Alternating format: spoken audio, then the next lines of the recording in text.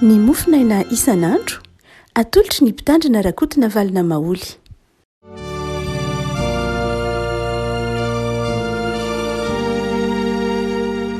Falimiraba tsika riavako malala tratry ty somafa 7 ny volana jona ity ny mofinaina voalahatra ho antsika nio dia ny filazantsaramasina araka ny Matio toko 7 Matio toko 7 andiny 2 ka hatramin'ny 20 aminaran'i Jesosy. Ary ny mpianatra iraika 70 dia nakany Galili ho any amin'ilay tendrombohitra nasain'i Jesosy alehany. Ary noho nahita azy izy dia niankohoka fa ny sasany nianahana. Ary Jesosy nanatona dia niteny taminy ka nanao hoe efa nomenahy ny fahefana rehetra ny an-danitra sy ety an-tany. Koa mandehanana eto atovy mpianatra ny firenena rehetra, manao batisa azy io amin'ny anaran'ny Ray sy ny Zanaka ny fanamasina, sady mampianatra azy hitanana izay rehetra nidiko anareo. Ary indroa momba anareo mandrakariva ambara-pahatonga ny fahataperan'izao tontolo izao. Ray masino manamasinana ny fahamarinana, ny teninao ny fahamarinana. Amen. Rehefa nahateny mahazatra ny sofintsika ity andinitsoatra masina ity satria anankiray amin'ireo teny fanomezam-pahefana, teny fanorenana ny asa sy fampaherezana izay ataon'ny fiangonana amin'ny alalan'ny sampana fifoazana. Manankaina be ity teny ity satria matoa ataony Jesosy aty amin'ny farany ilay fanomezam-pahefana dia mamitina mihitsy ny antondihany tetỳ amin'izao tontolo izao. Ity teny ity zany no mamarana araka ny filazantsarany Matio ny asan'i Jesosy. Ny asan'i Jesosy farany dia izao nanome fahefana ny mpianatra izy. Nanome fahefana ny mpianatra izy ary io efa nyteneniny tao amin'ny Jaona manao hoe hanao asa lehibe noho izaho aza ianareo mpino. Noho izany dia tsy tokony adonoan'ny mpino fa ny asa nataon'i Jesosy farany dia nanome fahefana antsika izy hanohy ilay asa izay nataony dia ny asa mpamonjena izao tontolo izao. Raha toa ka maka hevim-panahy vitsivitsy antsika rehefa koa malala dia ny 7:20 hoy Jesosy efa nomena azy ny fahefana rehetra any an-danitra sy ety an-tany. Efa nomena azy ny fahefana rehetra any an-danitra sy ety an-tany ho Jesosy. Raha toa ka jerentsika ny voambolana izay nanoratany Matio azy dia efa ndrasantsika teto amin'ny mofinaina ilay teny hoe exousia. Ny teny hoe exousia dia milaza fahefana. Amin'tika teny malagasy dia tokana ny dikany teny hoe exousia, fahefana. Asa na arenan'ny teny malagasy zany na tsy fampin'ny teny malagasy fa fahefana atao bango tokana nataony hoe exousia zany hoe efa nomena ny fahefana. Fa raha toa ka amin'ny teny frantsay izay ataontsika hoe voambolana mety mahazatra na tsy mahazatra antsika dia roa no andikany azy. Roa no andikany hoe exousia dia izao autorité na pouvoir. Mba hampazava an'ilay fahefana rehefa malala dia ndeha azavaintsika amin'ny alalan'izay teny mahazatra antsika izay izy dia ny teny hoe autorité na pouvoir. Ny hoe pouvoir araka ny fahafantarantsika azy dia izao ny teny hoe pouvoir araka ny fahafantarantsika azy dia milaza ilay fahefana izay ananan'ny olona anankiray na omenan'ny olona anankiray na koa eo amin'ny olona anankiray. Tsy hoe nomena azy fa tonga ao anatiny ka mahatonga ny olona, mahatonga ny manodidina azy manaiky azy satria ananany ilay fahaiza manao na ananany ilay traikefa na ananany ilay fahafahana manao an'ilay izy. Zany hoe ny pouvoir dia fahefana ananan'ny olona anankiray na ny fikambana anankiray noho ny fahazarany, noho ny fianarany, noho ny toetrany mety manana ilay atao hoe fanomezam-pahasoavana izy na ilay karisma dia lasa mipetraka ilay fahefana. Afaka mibaiko na manaiky azy ny manodidina azy na ny olona na ny mpiara-miasa aminy na ny olona ambony noho izy aza na ny olona mitovy laharana aminy na ny olona eo ambaniny dia mety ho samy manaiky azy na inona noho ilay maha izy azy. Noho ilay maha izy azy noho ny zavatra ny anarany ve, noho ny fitezanana ananany ve, noho ny heriny ve, noho ny tanjany ve. Zany hoe tena niankina tamin'ny mihitsy ilay maha izy azy ny ifatorany no iankinana ilay fahefana.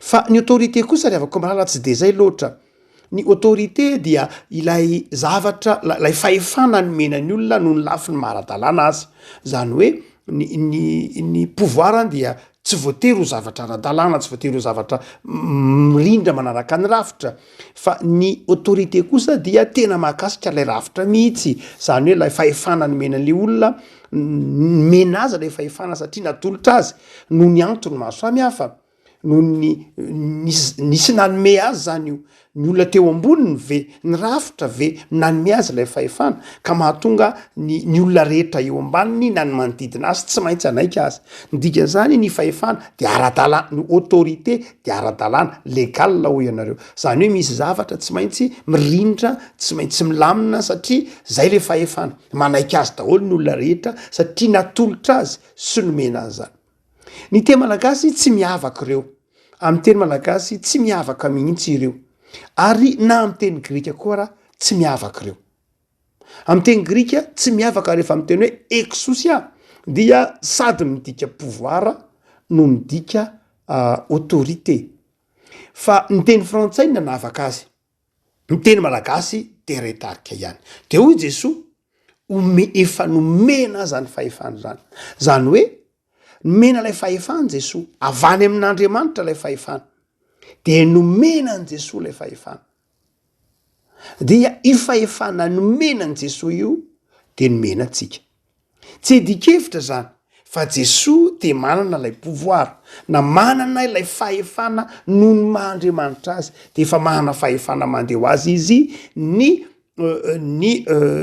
lay fahefana zay amahandriamanitra an Jesoa de manaiky an Jesoa na ny tafio-drivotra azy hoy ny mpianatra manaiky an Jesoa ny zavatra rehetra ny an-danitra zay ty tany hoy Paoly de amin'ny anaran'i Jesoa nandolian'ny lohalika rehetra satria andriamanitra izy de zao mandeha ho azy na ekeny ny zavaboary rehetra Jesoa ekeny ny zavaboary rehetra Jesoa manao fahagagana izy manaiky azy na ny demoniaza manaiky azy ny zavaboary rehetra azony ataony manao fahagagana satria andriamanitra izy fa hoy Jesoa manao hoe izay maizy azy an Jesoa zay tsy ananatsika izay Jesoa ihany manana zay maizy azy zay tsy toetra tonga ho azy ao anatytsika zany toetra hoe manao fahagagana manasitrana ny marary mamela eloka tsy toetra tsika mihitsy zany hoe apodiny rano tonga divay tsy mandeha ho azy tsy natahoanana zany pouvoir zany sika satria tsika olona izy andriamanitra tsy afaka manana ny zany tsika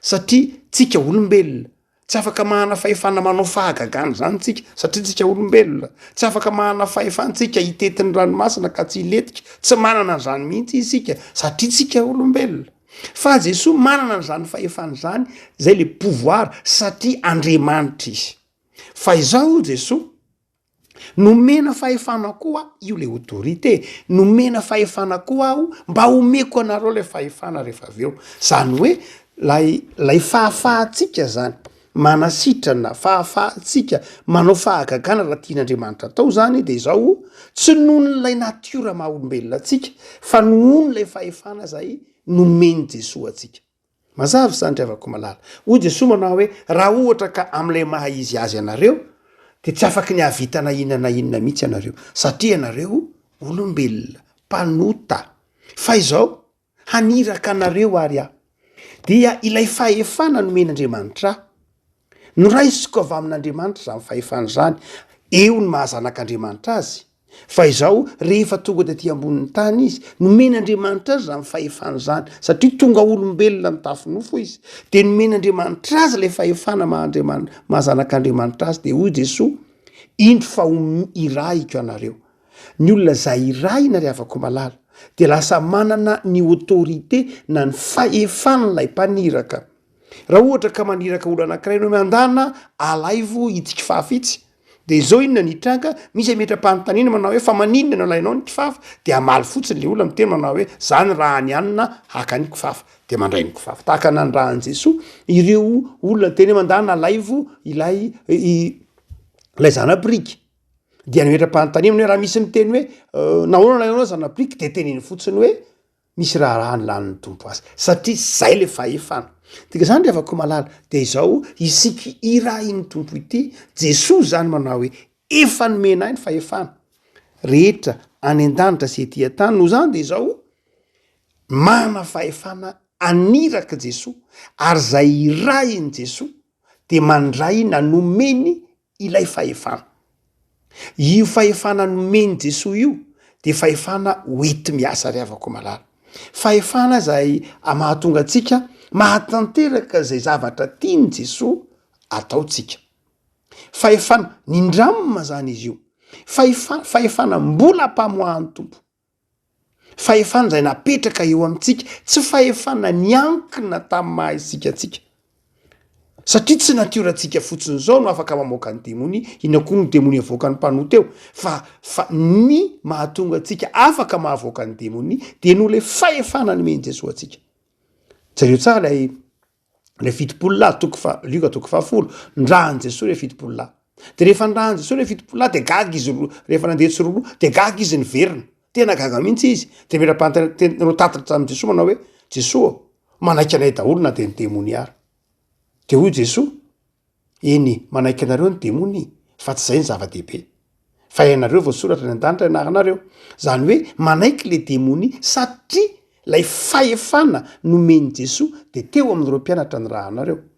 Dia izay mihitsy tsika fiangonana. Itsika fiangonana itsika pino zany de nomena sy nandray zany fahefana zany. Dia tsy hoe niankina tamin'ny maha isika atsika le izy. Tsy hoe satria nianatra be tsika, tsy hoe satria marantsainy tsika, tsy hoe satria tsara tsika, tsy zay loatra. Fa izao satria nomena tsika le izy. Inona ny antony nanomezany Jesosy azy? Satria nino?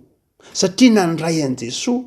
Satria nino famelan-keloka nataon'i Jesosy? Misy aza mbola nianahana andiny fa 7 ary nahita azy reo de nisy nikoka, fa mbola nisy ny sasany nianahana ihany. Ary na de le nianahana aza de mbola nomeny Jesosy fahefana ihany. Hoe Jesosy tsy nitemana hoe de zay nikoka ihany mahazo fahefana, fa reto nianahana reto dia tsy mahazo fahefana fa tsy mianahana. Amin'ny zakebiny folo tsy iza moa zany nianahana to, tsy fantatra hoe Matthieu ve sa Petera ve sa Jaune ve sa iza no nianahana tao, fa nisy nianahana. Nisy zany mbola nidanaka hoe iahoana mariny ty, saingy zao nanatona mandrakarivo Jesosy. Na de nianahana aza teny nomeny fahefana. Hoe nibandehany anareo. Ary zay no mahatonga atsika manao hoe io fahefana nomeny Jesosy atsika io, zay mahatonga atsika afaka mandresy lahatra ny olona ino sy alitoky azy de zao tsy fahefatsika mihitsy. Tsy miankina amin'ny farany hitatsainantsika io, tsy miankina amin'izay maha isika atsika io, fa izao niankina tamin'isy mpanome fotsiny ihany. Tsy hoe maivana kory afako malala zany le maha isika atsika. Tsy hoe maivana sanatria ny vava. Fa izao tiany ny tompo ao an-tsaintsika fa tsy niankina tamin'izany mihitsy ny fahefana. Fa niankina fotsiny zao tamin'isy mpanome. De gaga ianao fa misy olona tsotra be, dambany vohitra. Mety tsy nahita fianarana, fa izao mandresy lahatra. Hitantsika amin'ny torotenin'ireo ray aman-dreny maro tao anatin'ny tantaran'ny fiangonana zany. Na teto Madagasikara na tany ampitan-dranomasina atao, fa tena tsy niankina mihitsy rehefa nomen'Andriamanitra le fahefana, de miasa le fahefana, de misy zava-mahagaga mahataona ny olona. No zany rehefa malala de izao manefy antsika hanetry tena zany. Lay fahefana zany tsy hoe za ange Andriamanitra efa niantraka tekomenina herintaona ange za de tokony menao fahefana ohatry zao, za ange efa niofana mpianatra anao katekista zao, za ange efa niofana diakonina nandritry ny 9 nandritry ny 3 volana, za ange niofana mpitanana nandritry ny 9 taona, 10 taona de omeo ahy le fahefana. Tsy zay mihitsy. Tsy satria ianao niofana, na satria ianao nandalina, na satria ianao namaky boky bena de omen'Andriamanitra anao le fahefana. Mety le mianahana mihitsy aza nahazo an'ilay fahefana. Satria nino izy? Tsy miankina amin'izany mihitsy, fa lay fiofanana, lay fianarana, lay faharanita-tsaina, lay fandalinana, iny de zao fitaovana hoentinao manatanteraka lay iraka mpanaovina anao. Izany hoe zay irahina de miomana. Mampatsiaro ndray maka le fanoharana nataon'i Jesosy.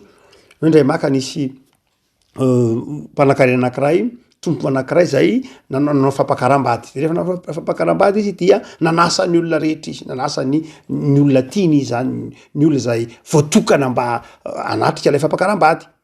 Zany hoe olona efa nofantenana, de nasainy reo olona reo. Kanjo reo olona nasainy reo dia tsisy afaka. Za mbola manana an'izao, za mbola de niala ireo olona tsisy afaka. Reo olona nieritreretiny anatrika le fampakaram-bady reo. alefa sara tsy-aina hoe raha raisina amin'ny ity hevitra ity de zao hoe maniraka Andriamanitra, miantso Andriamanitra, saingy miantso izy miantso olona irahin'Andriamanitra de le olona irahina mety ho manatsaina mahay be, tsara tare, bikana, marani-tsaina, be voninahitra, saingy zao tsy mahavita tsy mazoto, tsy mafana fo, tsy mety hoy zahay ny antony maro samihafa, tsy hoe ratsy akory zany, tsy zay loatra fa tena ilainy zany. Fa izao revegana antsika lay ohatra teo ny tonga Jesoa dia rehefa nantsona reo reo olona reo de tsisy tonga ny ala de eo natao lay mpapakatra lay olona tompon'ny fanasana hoe mandana amakeny amoron-dalana reo mantso ny mpanompony de atsoy daholo ny olona eny, atsoy daholo anatriky ty fampakaram-bady ty fa zay nantsona de tsy mendrika tsisy tonga de nantsona ary olona reo de tonga daholo ary ny olona dia rehefa tonga daholo ny karazan'olona maro samihafa ny teny an-dalambe sy ny sisa rehetra nantsona zany de niditra atao am'ty fampakaram-bady kanjo tonga vany ny tompon'ny fanasana de niteny manao hoe ary ianao aiza ny akanjo zay fanao amin'ny fampakaram-bady nahoana ianao tsy manao an'iny dia niroahana lay anankiray tsy hoe raha tsy fanahy lay tompon'ny fanasana fa nahoana ary no noroahany satria ny mahazatra teo amin'jiosy fa iny raha misy olona manasa tahaka ireny de zao nomeny lay akanjo fanao amin'ny fampakaram-bady, zany hoe misy akanjo zaraina zany hoe isalorana dia fanao amin'ny akanjo ny fampakaram-bady, akanjo mena fotsiny io, akanjo natolotra io de am'izay fotoana zay olona miditra eo atin'ilay fampakaram-bady de misarotra lay akanjo dia ity ary zany le olona anankiray fa tsy nanao an'lay akanjo, efa maimaimpona ny fanomezana an'lay akanjo fa asa zay nanaovany an'lay akanjo, nariny ve, najanony any an-trano ve, nataony tany naty arona ve, nipetrahany ve, tsy fantana zay nanaovana lay akanjo fa zao tsy nanaovany lay akanjo. Ny olona rehetra na dia tsy niomana aza de nasaina izy de nomena an'lay akanjo izy de afa nanatrika lay fampakaram-bady fa iry kosa tsy nanao an'lay akanjo ny anankiray de remetra-pantony efa nataonao aiza le izy ndany anao mivoaka satria tsy mendrika ianao tahak'izay koa ny avako malala lay hoe fiofanana zany de zao mitovy amin'in'lay akanjo fampakaram-bady iny mena maimaimpona izy iny lay antso lay fanomezam-pahefana de lay antso hoe avy ary ianareo nasaina daholo tsika zany homena fahefantsika fa izao lay akanjo de ity lay fiofanana, lay fianarana, lay fandalinana, lay toetra soa, lay zavatra miankina amitsika. Misy zany zavatra miankina amitsika mba hahafahantsika manatanteraka lay asany raha ny tompontsika zany de zao tsy maintsy miara-daran'ireo lay fanomezam-pahefana nomen'Andriamanitra antsika sy lay toetra soa zay hoe tsika manaka tanteraka ilay asa fanompona lay irahina zany de tsy maintsy manana lay fahefana izy fa zao koa misy toetra soa takina am'lay olona mitondra lay iraka lay fanirahana. Lefako malala mitakinina zany ny dikany teny hoe efa nomena ny fahefana rehetra endanitra sety koa mandehana ianareo mitaky fanetretena satria tsapanao fa tsy afa aminao zany mahatonga ny zavatra maro samihafa miratra amin'ny asan'Andriamanitra de tsy avy aminao fa avy amin'Andriamanitra, avy amin'ny Jesosy. Fa ny faharoa lefako malala de zao eto ampamakana ny zavatra faharoa zay aseho an'ity andininy ity de zao maniraka Jesosy zany, maniraka ary mamindra lay fahefana amitsika mba hatonga atsika afaka havita lay zavatra tiany atao. Fa izao faharoa lefako malala rehefa irahina dia miaraka amitsika Jesosy.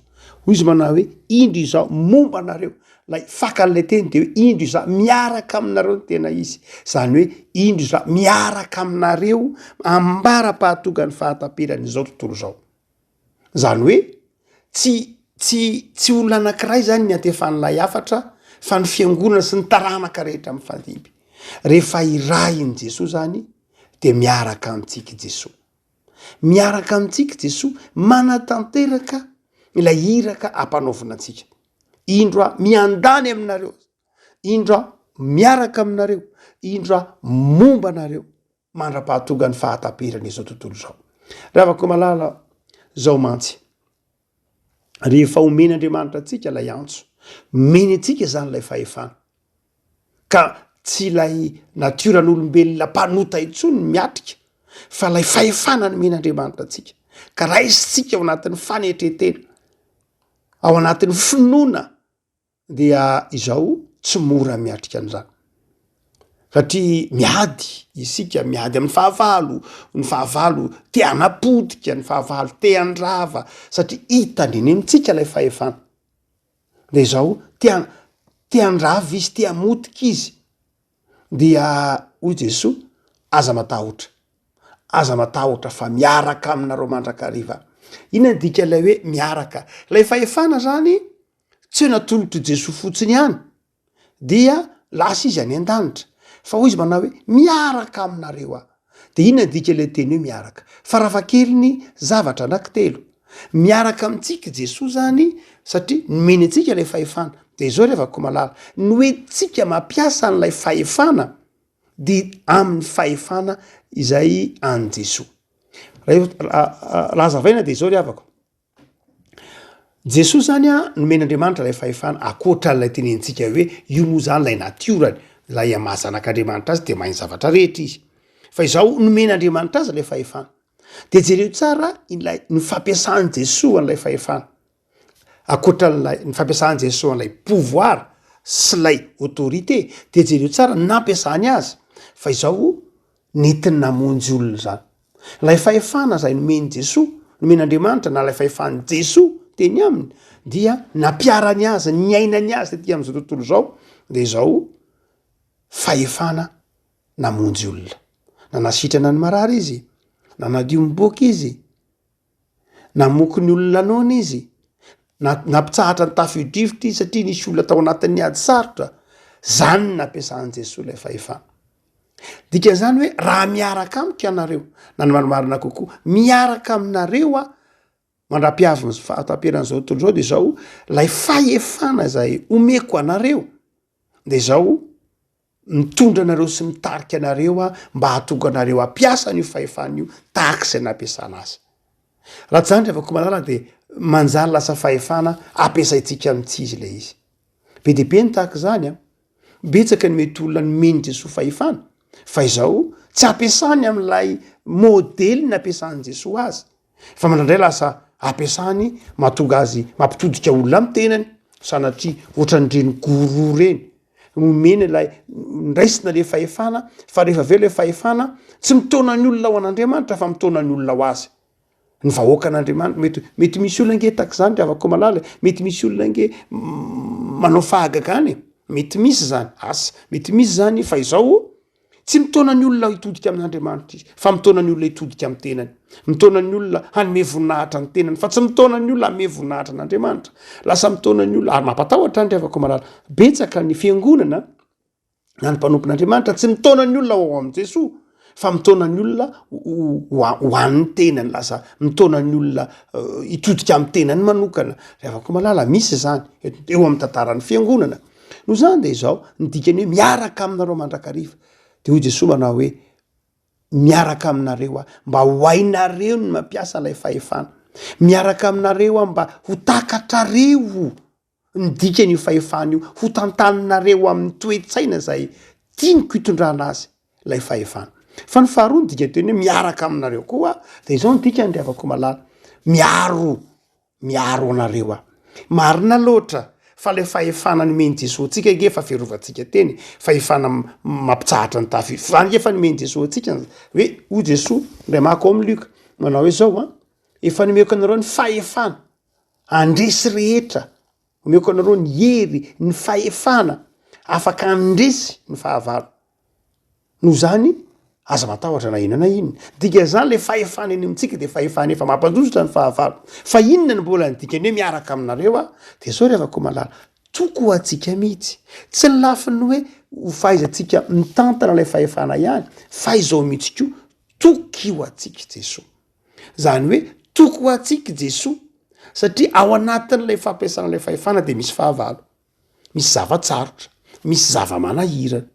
De zao toko ho atsika Jesosy hoe eo Jesosy eo akaikitsika, miaro atsika, momba atsika, miandany entsika. Ravako malala nomeny Jesosy fahefana isika mba hatsiarovantsika fa mampandresy atsika ao anatin'io ady sarotra, am'izay anyrary atsika io izy. Ary ny fahatelo dika teny hoe momba anareo mandrakariva, de sao ravako malala, izy no hita. Izy no hita. Izy no manao soni ilay fahefana. ndika zany de zao mila fiainam-bavaka am'toy zany lay fanompona tsy hoe nomen'andriamanitra fahefana isika tendre mandeha hoe zao za zany mpitandrina ianao mpandray za mpitandrina ianao de kolna de nomena antsika le fahefana de de mandrak'zay zany mandrak'zay iny fa izao nidikany hoe miaraka aminareo mandrakariva de zao mila fiainam-bavaka mandritra n'lay fotoana fanompona mandritra n'lay fotoana ampiasana lay fahefana nomeny Jesosy mandritra lay fotoana ny rahany Jesosy de zao mila fifandraisana am'toy am' Jesosy zany zay le fiainam-bavaka tsy hoe nomena le fahefan'andriamandeha de zao Jesosy lasa ny an-danitra de zay tiako am'zay anaovana azy am'zay tsia ny hoe miaraka amitsika Jesosy de zao mila mifandray am' Jesosy tsy tapakitsika zany mila fiainam-bavaka zany mila fifantohana am' Jesosy zany ry havako malala anao zava-dehibe lay antso isika zany antso hitakina fiainam-bavaka antso hitakina fanolora-tena am'toy antso hitakina tsy sangisangy fa fanekena ho raha iny Jesosy satria fahefana sarobidy no nomena antsika fa fahefana hitakina fanetretena hitakina fifandraisana am' Jesosy ravako malala mahere zary ny fahefana nomena anao de tsy fahefan'olombelona fa ny fahefana nomeny Jesosy anao de fahefana nomen'andriamanitra azy ary ny atolony anao fahefan'ny mpandresy fahefan'ny mpandresy io fa fahefana ilana fanetretena ilana fiainam-bavaka ilana fiainana miaraka am' Jesosy fahefana tantanina araka ny fahendren'ny fitarian'ny fanamasina sy ny fahendrena izay nomeny Jesosy atsika vavaka tsika ravako tompo am'zoranao zahay fa zahay zay mpanota izahay zay tsy tanteraka de efa ndiovinao tamin'ny ranao soa indrindra ka nomenao fahefana hiasa ty anivony zao tontolo zao amin'ny toe-tsaina zay tianao hitondrana azy fahefana zay tadiavina tanterahinao anatin'ny fanetretena fahefana zay tadiavina zao tontolo zao nefa samy hafa amin'ny fahefana zay nomenao anay ny fahefana zao tontolo zao fa ny fahefana nomenao anay de fahefan'ny fitiavana fahefana zay mamela eloka fahefana zay ifandraisana sy iainana miaraka aminao Andriamanitra ao am' Jesosy tompo mivavaka azy zahay ampianaro zay mbanana fanetretena ampianaro zay atoky fa miaraka aminay ianao mampianatra anay mitondra anay hitantana ny fahefana arak'izay itiavanao azy tompo ampianaro zay anana fiainam-bavaka mifamatotra aminao hatrany de taio ny fiangonanao aty nivony zao tontolo zao taio ny mpino rehetra tompo ahatsiaro fa nomenao fahefana handresy ny heretra nanany fahavaro de ome fifaliany zahay de ny fifaliany mpandresy hatrany mitoera aminay Jesosy ary eo ko fantatra efa tia anay ianao tsy mahafona mahasaraka anay ianao ampitoero aminay tompo ny herin'ny fanahinao masina ahaizanay mandeha amin'ny fahendrena amin'izay antsony etsonao anay tsiraray avy misaotra tompo ty anay amin'ny anarany Jesosy Kristy mpamonjy amen